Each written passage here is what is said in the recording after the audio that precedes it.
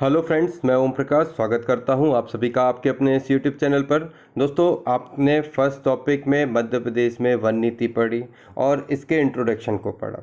हम आज यहां पर शुरू कर रहे हैं मुकेश माहेश्वरी की बुक का 11वां चैप्टर का पार्ट सेकंड, जिसमें आज हम सीखेंगे मध्य प्रदेश में वन प्रशासन के बारे में। मध्य प्रदेश के वन प्रशासन के बारे में यदि आप सीखना चाहें तो इसके लिए बहुत अच्छी बात आपको ये पता चलेगी कि किस प्रकार प्रशासनिक तौर पर मध्य प्रदेश में जो सबसे ज़्यादा वन क्षेत्र है भारत का, किस प्रकार इसको बांटा और वर्गीकृत किया गया है। यानी कि विभागों के नाम, उनके मुख्य अधिकारी, किस प्रकार से इनको रैंकिंग की गई है। ये चीज़ें हम आज यहाँ पर जो है जानेंगे, समझेंगे। शुरू करने से पहले आप सभी से निवेदन है कि आप चैनल को सब्सक्राइब करिए और ज़्यादा से ज़्यादा चैनल को शेयर करिए ताकि हम और भी लोगों तक पहुंच सकें। आपके माध्यम से आपके दोस्त या रिश्तेदार जो भी हैं उन सभी को आप अपने व्हाट्सएप या फेसबुक या किसी भी और माध्यम से शेयर करिए इस वीडियो को, ताकि और भी लोग इसका लाभ उठा सकें। चलिए हमारे टॉपिक पर आते हैं। मध्य प्रदेश वन प्रशासन में जो भी हमें जानकारियां मिलेंगी उन सभी को पॉइंट वाइज आपको याद रखनी है या फिर आप अपने दिमाग में रखिएगा। हम शुरू करते हैं मध्य प्रदेश का वन प्रशासन। सबसे पहली बात कि मध्य प्रदेश में संपूर्ण वन क्षेत्र का वन विभाग के नियंत्रण में होता है। मतलब वन विभाग प्रशासन का वह हिस्सा है जो पूरे मध्य प्रदेश के संपूर्ण वन क्षेत्र को अपने नियंत्रण में रखता है। ठीक है, एक बात ये हमको क्लियर हो गई कि भाई जितने भी फॉरेस्ट हैं वो सब वन विभाग के अंडर में आते हैं, यानी कि मध्य प्रदेश के सारे वन क्षेत्र वन विभाग के नियंत्रण में आते हैं।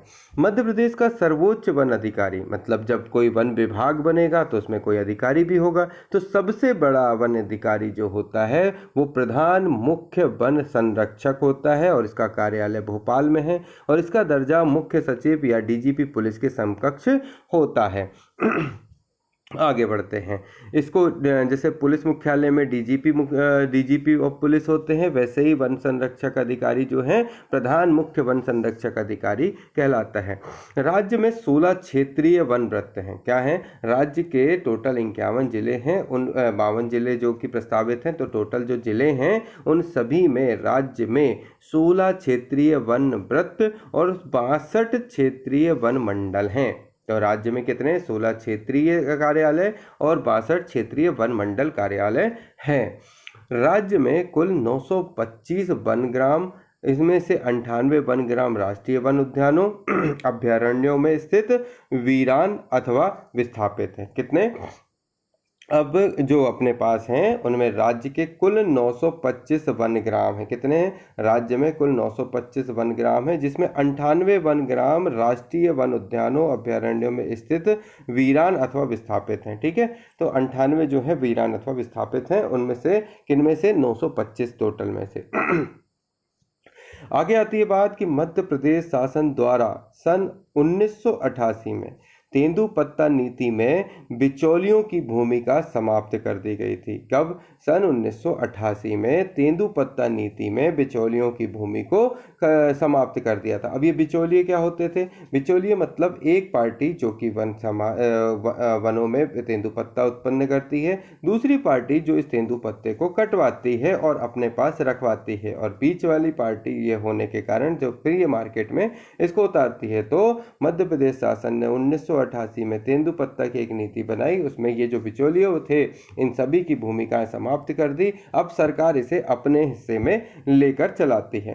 सन 1984 में भोपाल में स्थापित राज्य लघु वनोपज संघ गैर इमारती वनोपज के उत्पादन और प्रसंस्करण के लिए नोडल एजेंसी है। क्या है? सन 1984 में भोपाल में स्थापित राज्य लघु वनोपज संघ गैर इमारती वनोपज के उत्पादन और प्रसंस्करण के लिए नोडल एजेंसी है। यहाँ तक बात ओके है। आगे देखो, समान आधार प्रदान करने के लिए, कैसा? इक्वलिटी प्रदान करने के लिए, है ना, सभी वनोत्पादन का विपणन ब्रांड विंध्य हर्बल के तहत किया जाता है। ठीक है, सबको एक जैसा कैसे बताने के लिए जो इन्हें ब्रांडिंग करी है वो क्या करी है? वन उत्पादन को विंध्य हर्बल के नाम से करी हुई है। तो समान आधार प्रदान करने के लिए वन उत्पादन के विपणन ब्रांड को विंध्य हर्बल प्रोडक्ट के नाम से इन्हें क्या है? ब्रांडिंग करी। अब आगे देखो, वन प्रशासन की संरचना। इस प्रशासन की संरचना में मुख्य अधिकारी यानी विभाग का नाम। देखो, मध्य प्रदेश वन विभाग का मुख्य अधिकारी कौन होता है? PCCF यानी कि principal chief conservator of forest. ठीक है, ये मुख्य मध्य प्रदेश का वन विभाग का अधिकारी होता है PCCF। ठीक है, इनकी संख्या होती है कुल 1। इसके बाद आता है वन व्रत। वन व्रत में 16 लोग होते हैं और इसके जो अधिकारी होते हैं वो CCF कहलाते हैं, यानी कि चीफ कंजर्वेटर ऑफ फॉरेस्ट। ठीक है, इसके बाद आता है वन मंडल। वन मंडल में 62 सदस्य होते हैं और इसको बोलते हैं DFO यानी कि डिस्ट्रिक्ट फॉरेस्ट ऑफिसर। ठीक है, वन मंडल में कौन होते हैं? DFO होता है, जिसको बोलते हैं डिस्ट्रिक्ट फॉरेस्ट ऑफिसर। उसके बाद आता है उप वन मंडल, जिसमें 473 सदस्य होते हैं, sub divisional forest officer SDFO। इसके बाद आते हैं वन परिक्षेत्र। वन परिक्षेत्र में 1871 अधिकारी होते हैं, यानी कि जो सदस्य होते हैं इनको बोलते हैं वन परिक्षेत्राधिकारी, रेंजर। और इसके बाद आता है सहायक वन क्षेत्र परिक्षेत्र। सहायक वन परिक्षेत्र में 8286 लोग होते हैं, जो कि उपवन परिक्षेत्राधिकारी यानी कि डिप्टी रेंजर कहलाते हैं। और इसके बाद आता है वन बीट यानी कि वन प्रहरी यानी कि फॉरेस्ट गार्ड। इनकी संख्या जो है इसमें नहीं दी है, वो कुछ भी जो विभागीय रिक्वायरमेंट के अकॉर्डिंग होती होगी। तो यहाँ पर सबसे टॉप पोजीशन PCCF, फिर CCF, उसके बाद DFO, SDFO, ranger, deputy ranger, forest guard. ठीक है, तो ये आपको क्रम याद रखना पड़ेगा। मुख्य अधिकारियों में सबसे बड़ा अधिकारी एक होता है, फिर CCF होता है जो कि 16 होते हैं, DFO 62 होते हैं, SDFO जो हैं वो 473 होते हैं, रेंजर 1871 होते हैं और डिप्टी रेंजर 8289 होते हैं। और फॉरेस्ट गार्ड जो रिक्वायरमेंट होगी जहाँ जहाँ वो उस हिसाब से सरकार निकालती रहती है। अब आते हैं वन व्रत यानी कि फॉरेस्ट सर्कल। पुनर्गठित मध्य प्रदेश में 16 वन व्रत है ना। 16 वन व्रत कहाँ पे हैं? पुनर्गठित मध्य प्रदेश में है। और इन वन व्रत का मुख्य अधिकारी वन संरक्षक कहलाता है। इनका कौन कहलाता है? वन संरक्षक कहलाएगा अधिकारी। इन वन व्रतों का अधिकारी वन संरक्षक कहलाता है। खंडवा वन व्रत सबसे बड़ा वन व्रत है और इसके अंतर्गत कुल 9290.74 वर्ग किलोमीटर वन क्षेत्र आता है। 3 सर्वाधिक बड़े वन व्रत कौन कौन से हैं? खंडवा, जबलपुर और रीवा। सबसे छोटे वन व्रत कौन से हैं? होशंगाबाद, इंदौर और बैतूल। वन व्रत सर्वाधिक आरक्षित वन जहां पर है वो खंडवा में है और वन व्रत सर्वाधिक आरक्षित वन कहां पर है? छतरपुर में है। ठीक है, तो वन व्रत जो सर्वाधिक आरक्षित वन है वो खंडवा और छतरपुर में है। नेक्स्ट आते हैं वन मंडल यानी कि डिवीजन। डिवीजन जिसे कहते हैं वन मंडल। वन व्रत पुनः वन मंडलों में विभक्त किया जाता है। क्या? वन व्रत को वन मंडलों में विभक्त कर देते हैं। पूरा एक वन व्रत होता है उसको वन मंडलों में विभक्त कर देते हैं। अब छोटे छोटे वन मंडल से एक वन व्रत बनेगा। मध्य प्रदेश में 62 वन मंडल हैं। ठीक है, क्या है? वन मंडलों से वन व्रत बनता है, तो 62 वन मंडल हैं और एक वन व्रत में 2 या अधिक वन मंडल होते हैं और इनका मुख्य अधिकारी वन मंडलाधिकारी होता है। और सबसे बड़ा वन मंडल मंडला जबलपुर वृत्त का भाग है। प्रत्येक कृषि जबलपुर क्षेत्र के एक अनुसंधान विस्तार इकाई स्थापित की गई है। प्रत्येक कृषि जलवायु क्षेत्र में एक अनुसंधान विस्तार इकाई क्या है? स्थापित की गई है। मध्य प्रदेश में पहली वन नीति कब बनी थी? तो सन 1952 में बनी थी। मध्य प्रदेश में पहली वन नीति 4 अप्रैल जो है 2005 में, फिर उसके बाद तो बनाई गई। पहले के बाद फिर नई जो वन नीति बनी वो 4 अप्रैल 2005 को बनी और पहली वन नीति जो है सन 1952 में बनी थी। तो 1952 के बाद नई वन नीति 2005 में बनी। कब? 4 अप्रैल 2005। फिर आता है भारत की प्रथम वन नीति कब बनी? तो सन 1894 में बनी भारत की वन नीति। फिर भारत की द्वितीय राष्ट्रीय वन नीति, दूसरी राष्ट्रीय वन नीति भारत की कब बनी? तो 12 अप्रैल 1988 को बनी। ठीक है, फिर आते हैं नवीनतम राष्ट्रीय वन नीति क्या है? तो वो है 14 अप्रैल 2018 को नवीनतम राष्ट्रीय नीति बनी और जनरली हम उसी हिसाब से चलते रहते हैं।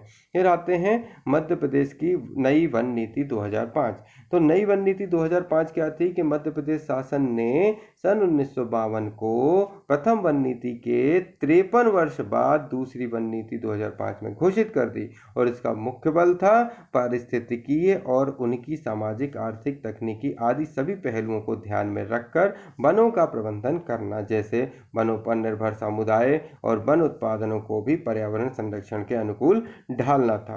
वन नीति 2005 के मुख्य बिंदु क्या थे? तो लोक वानिकी तथा विस्तार वानिकी के तहत वृक्षारोपण को बढ़ावा देना है। लोक वानिकी और विस्तार वानिकी के तहत वृक्षारोपण को बढ़ावा देना है। दूसरा, वन आधारित उद्योगों को बढ़ाना है। क्या है? जिनका आधार वन है, तो वन आधारित उद्योगों को बढ़ाना, वन उत्पादन का संवहनीय विदोहन होने से बचाना। इसके बाद अनियंत्रित चराई पर नियंत्रण, जो चराई कराते हैं, अनियंत्रित चराई पर रोक लगाना। फिर वन ग्रामों को राजस्व ग्रामों के रूप में मान्यता देना। वन सुरक्षा में स्थानीय समुदाय को अधिकाधिक सहयोग देना। वन अपराधों में शीघ्र निराकरण के लिए जिला विशिष्ट अदालतें बनाना। वनाश्रित समुदायों, भूमिहीनों के विकास, महिला सशक्तिकरण, जैव विविधता संरक्षण, वन्य प्राणी संरक्षण, इको टूरिज्म आदि को बढ़ावा देना। संवेदनशील क्षेत्रों में वन चौकी व्यवस्था स्थापित कर समूह गश्ती का प्रयोग और वन कर्मियों को शस्त्र प्रदान करना है। स्थानीय लोगों की वन आधारित आवश्यकताओं की पूर्ति के लिए प्रचलित निस्तार व्यवस्था करना है। स्थानीय लोगों की वन आधारित आवश्यकताओं की पूर्ति के लिए प्रचलित निस्तार व्यवस्था बनाना। फिर वनों के क्रमित क्षेत्रों को शीघ्रता से सीमांकित करना और अतिक्रमण को प्रभावित रूप से रोकथाम देना है। तो ये सारी की सारी बातें हो गई हमारी नीति के अंतर्गत। अब हम आगे जानेंगे वनों का वर्गीकरण। तो वनों के वर्गीकरण को हम अगले वीडियो में लेंगे। आप हमारे इस छोटे वीडियो से टॉपिक वाइज पढ़ते हुए चलिए। ये नीति के अनुरूप था, इसलिए इसे सिर्फ इतना ही लिया है, और ये तथ्यात्मक जब तक डेटा चलेंगे तब इनको छोटा ही हम लेते चलेंगे, क्योंकि आप इसे 2 से 3 बार सुन सको। तो चलिए मिलते हैं अगले वीडियो में, जिसमें वर्गीकरण को जानेंगे। धन्यवाद।